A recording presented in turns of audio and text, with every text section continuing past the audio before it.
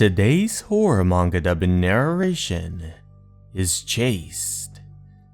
From the horror anthology 100 Ghost Stories of My Own Death by Matono Anji. I hope you all enjoy.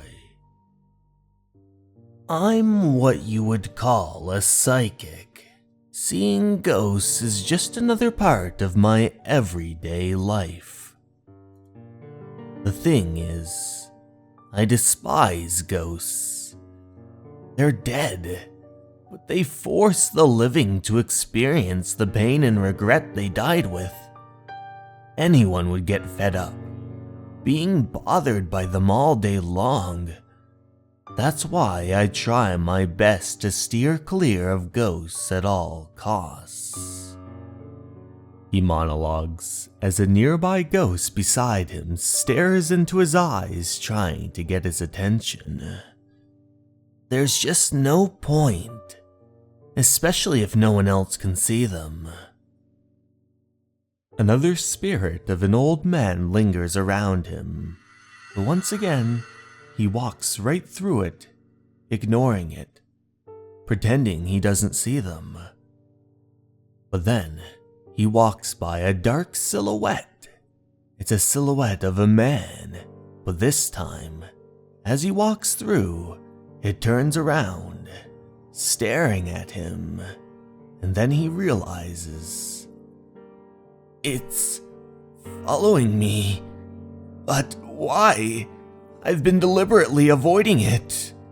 It's small, the ghost of a kid?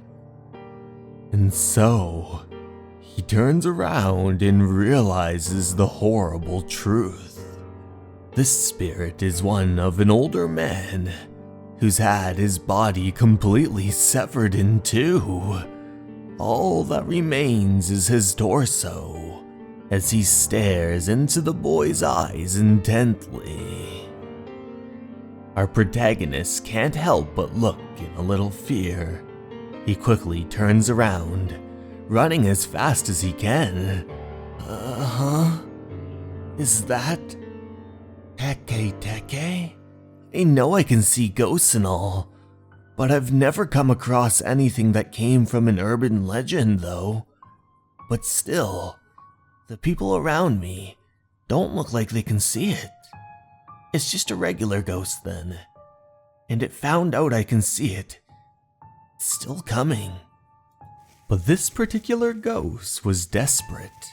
It was dragging itself across the asphalt, clawing itself closer and closer toward the boy in complete and utter desperation. He turned around once more and took one look and ran as fast as he could.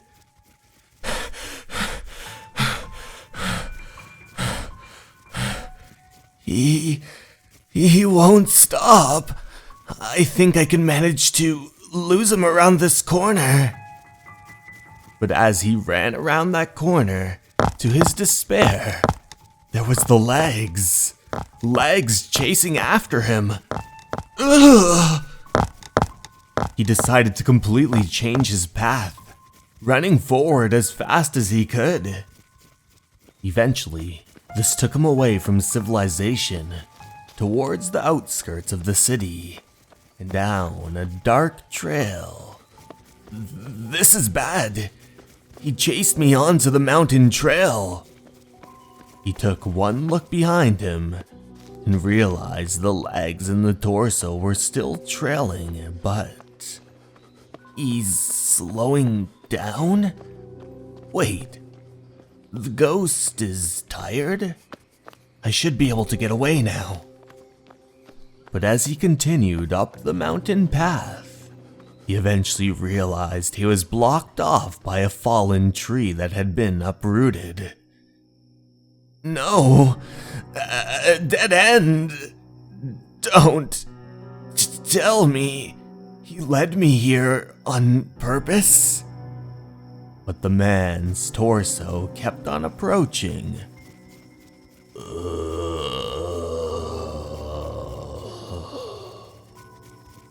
Followed by the legs behind it. In one desperate plea, the boy said, "Get back!" It didn't stop.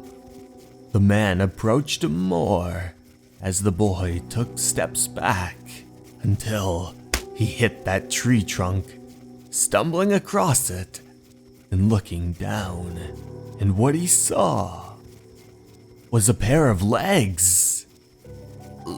Legs? Did he get crushed? Your real body was here as a corpse. Wait, did you want me to come here and find it? Is that why you chased me down so desperately? Hey, I'll call the police now. Is that what you want? This guy's already dead. They can't do much now. But he stared in complete and utter horror, and then it lodged upward around the tree trunk as the boy took cover. He sat there in silence for a few moments, and then began to dial the police. Please, hurry! A man and a child have been trapped underneath a tree. Yes, the man is already... Yes, but the child is still breathing. And in a final turn of events, the man, on his remaining torso, began to bow down, trembling, bowing down in thankfulness. He was thankful, after all, that this young man was able to save the baby boy.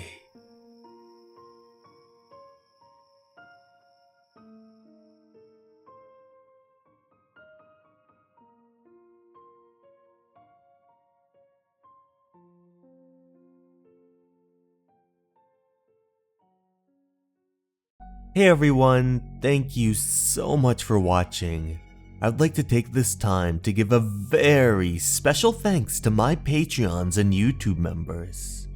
Sarah de Jesus, Motosurf, Cleo, Dason Animus, Ali Wei, Pteranodon Girl 1, and Myuu.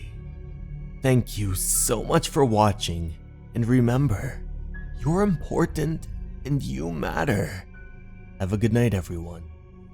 Goodbye.